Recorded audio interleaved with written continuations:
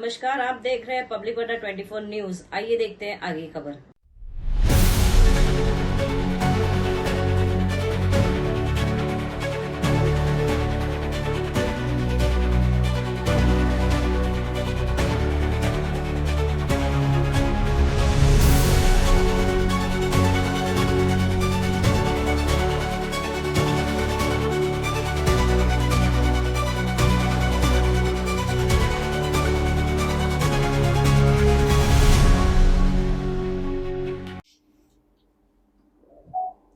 नमस्कार। मेरे सभी पत्रकार साथियों को मेरी तरफ से मैं आभार व्यक्त करता हूं, धन्यवाद देता हूं और स्वागत करता हूं कि आप इतनी बड़ी संख्या में यहां पर उपस्थित हैं।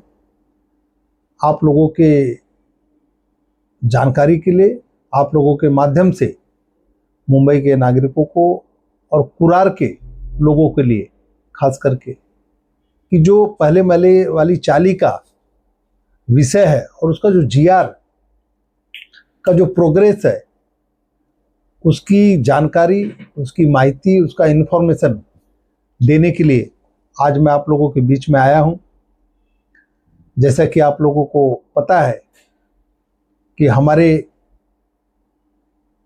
कुरार के अंदर जानू भोये नगर, जब मैं 2017 में चुनाव में गया, उस समय लोग धरने पे बैठे हुए थे। उस समय विषय बहुत ज्वलन था, धंजीवाड़ी का विषय बहुत ज्वलन था। मुंबई के अनेक भागों में उसमें बाद में लोग जुड़ते गए। मैंने पत्र व्यवहार किया शासन और प्रशासन से। 2018 में एक दिवसीय धरना आंदोलन भी किया, लेकिन बार बार आश्वासन मिलता रहा और जिस तरह से हमको अपेक्षा थी कि जितना जल्दी होना चाहिए नहीं हुआ। 2019 में प्रस्ताव उस समय के माननीय मुख्यमंत्री देवेंद्र फडणवीस जी के आदेश से महाडा और एसआरए ने राज्य सरकार के पास भेजा, लेकिन आप सब लोगों को पता है कि माननीय उद्धव ठाकरे जी की सरकार आ गई और 2.5 साल जो सरकार थी सिर्फ फेसबुक पे चली, जनहित के कोई काम नहीं हुए, तो कुछ हुआ नहीं। उसके बाद जैसे ही सरकार जून 2022 में फिर से महायुति की आई, माननीय मुख्यमंत्री एकनाथ जी शिंदे साहब, उस समय को उप मुख्यमंत्री माननीय देवेंद्र फडणवीस जी के नेतृत्व में, मैं 23 जुलाई को माननीय उप मुख्यमंत्री देवेंद्र फडणवीस जी से, उस समय के उप मुख्यमंत्री आज के मुख्यमंत्री देवेंद्र फडणवीस जी से मिला। जो पहले महले की फाइल थी उन्होंने उस पर मंजूरी दिया। उस समय भी आप लोगों को जानकारी दिया, आप लोगों ने सब सपोर्ट किया, लोगों तक ये जानकारी लेके गए। और उसके बाद जो अधिवेशन आया, उसके बाद सितंबर में मुझे लगता है या दिसंबर में जो नेक्स्ट अधिवेशन आया, उसमें माननीय मुख्यमंत्री महोदय देवेंद्र फडणवीस जी ने विधानसभा में अनाउंस किया कि आप सब लोग देखे होंगे कि बहुत जल्दी लोगों को प्रधानमंत्री आवास योजना के अंतर्गत जो पहले महले के चाली में रहने वाले लोग हैं उनको घर मिलेगा। लगातार आप सब लोगों को पता है कि इसके लिए एक महाराष्ट्र शासन का जीआर आना चाहिए। मैं 10 जुलाई को महाराष्ट्र सरकार के माननीय मंत्री, मुंबई उपनगर के पालक मंत्री आशीष शेलार साहब के यहाँ एक ज्वाइंट मीटिंग लगाया। उसमें एसआरए के, महाडा के माननीय प्रमुख सचिव हाउसिंग, रेवेन्यू असीम गुप्ता साहब सभी अधिकारी रहे और उनके सामने विषय रखा गया। तुरंत माननीय मंत्री महोदय का मैं धन्यवाद दूंगा कि उन्होंने आदेश दिया कि तत्काल जीआर के लिए कार्रवाई की जाए।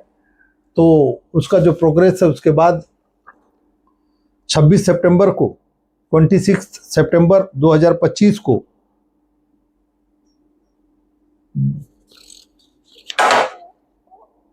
हाउसिंग डिपार्टमेंट ने, देखिए हाउसिंग डिपार्टमेंट का जीआर है, आदेश है, उन्होंने एसआरए से माहिती मंगवाया, डिटेल्स मंगवाया कि कितने घर हैं और इस पे महाराष्ट्र शासन पे कितना बोझ आने वाला है। तो कुछ एसआरए से रिप्लाई गई नहीं। उसके बाद दूसरा, मैं फिर माननीय पालक मंत्री महोदय माननीय मुख्यमंत्री देवेंद्र फडणवीस जी के ऑफिस से मैं संपर्क किया, लगातार करते रहा। तो 13 नवंबर 2025 को दूसरा रिमाइंडर यानी स्मरण पत्र एसआरए को गया। फिर मैं एसआरए से पाठ पुरावा करके कि एक्स्ट्रा बोझ तो नहीं आने वाला है। तो जैसे कि आप लोगों को पता है कि ये स्कीम स्लम की ये इंसेंटिव स्कीम है, कोई न कोई विकासक आता है, डेवलपर करता है, तो भारत शासन पे कोई बोझ नहीं आने वाला है। अब कोई जीआर नहीं है, इसलिए कोई स्पेसिफिक सर्वे नहीं है। तो उसका जवाब एसआरए ने 27 नवंबर को 27 नवंबर को रिकॉर्ड एक दिन में हम लोग फॉलोअप करके महाराष्ट्र शासन के पास फाइनेंस डिपार्टमेंट में चले गया है। ये बहुत ही जल्दी अब पास होता है और कितने लाभार्थी होंगे यहाँ पे कुरार के अंदर मुझे लगता है कि अगर नहीं भी लेंगे तो इसका बेनिफिट कम से कम 700-800 लोग तो होंगे। अब ये हर स्कीम का एक बार जीआर आ जाए तो फिर लोगों से हम लोग अप्रोच करना चालू करेंगे, हमारे कार्यकर्ता है या फिर एसआरए के माध्यम से उनको भी, अधिकारियों को भी बात करेंगे कि कौन सी स्कीम में लोग बचे हुए हैं, इनको अभी तक घर नहीं मिला है, तो उनको संपर्क करके इस जीआर के माध्यम से लोगों को उनके हक का, उनके सपने का घर मिले, उस दिशा में काम करेंगे। जीआर आने की कब तक की संभावना है, क्या लगता है? ये आगामी अधिवेशन में आए? अब मेरा तो प्रयास है कि ये अधिवेशन का विषय नहीं, ऑलरेडी तो अधिवेशन में अनाउंस हो गया है, ये विषय कैबिनेट का है। तो अब महाराष्ट्र आज ही मैं माननीय हाउसिंग मिनिस्टर साहब के ओएसडी से बात किया है, रिप्लाई कॉपी भेजा है। मेरा प्रयास है कि बहुत जल्दी मतलब महानगर पालिका की आचार संहिता के पहले ये जीआर आ जाए, लोगों की बड़ी राहत मिले। लेकिन मैं फिर से रिपीट करता हूँ कि कुछ लोग जो बोल रहे हैं, सोशल मीडिया पे आके कमेंट कर रहे हैं, उनको करना तो कुछ नहीं भाई, तुम्हारी भी सरकार थी, तुम भी थे। तो भारतीय जनता पार्टी का कार्यकर्ता चाहे सत्ता में हो या सत्ता में नहीं हो, तो वसूली के लिए उसको सत्ता नहीं चाहिए, खुद के विकास के लिए नहीं चाहिए। उसको सत्ता और राजनीति का पद जो गरीब और शोषित और पीड़ित या वंचित व्यक्ति है उसके जीवन में कैसे परिवर्तन आए उसके लिए चाहिए। उस दिशा में हम लोग काम कर रहे हैं और उसी दिशा में काम करते रहेंगे। ये माना जा सकता है कि आगामी 2026 में एक सौगात के रूप में एक गिफ्ट मिलेगा लोगों को।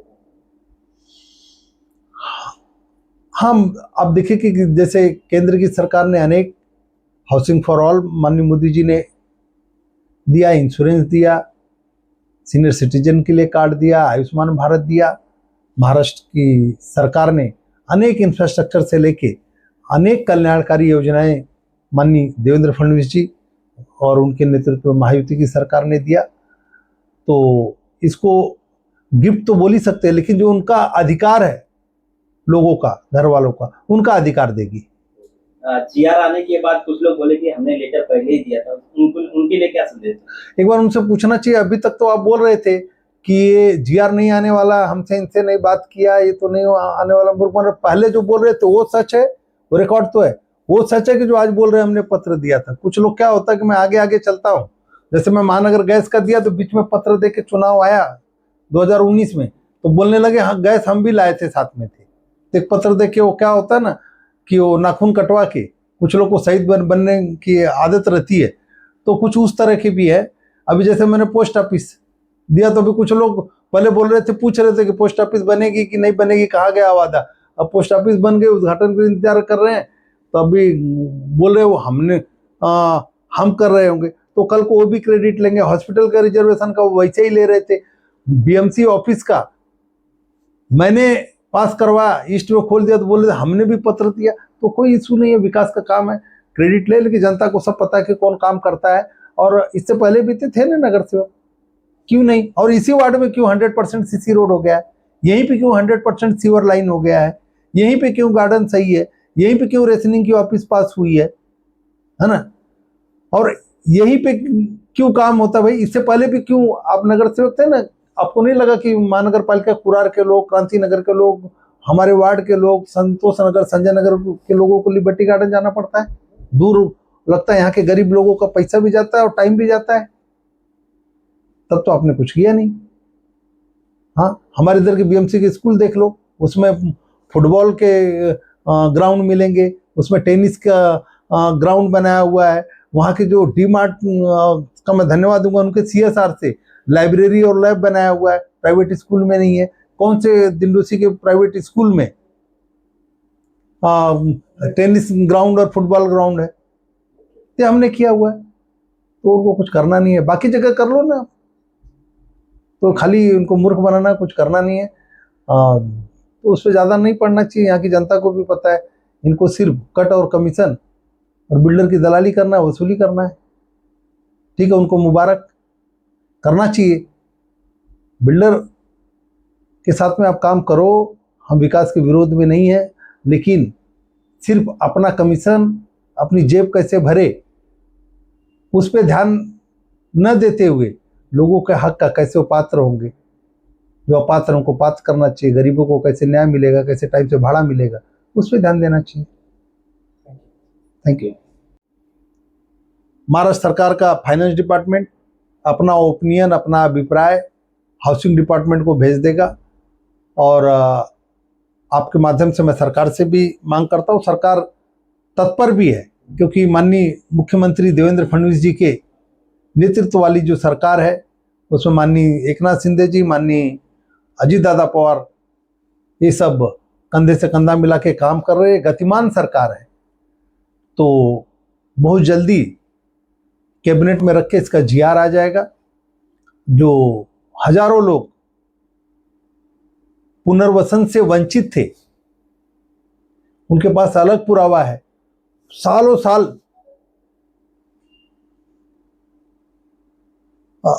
से वंचित थे, ना उनको भाड़ा मिल रहा है, ना उनको घर मिल रहा है। उनकी परिस्थिति विकट हो गई है। मुझे लगता है बड़ा न्याय इस GR के माध्यम से जल्दी लोगों को मिलने वाला है।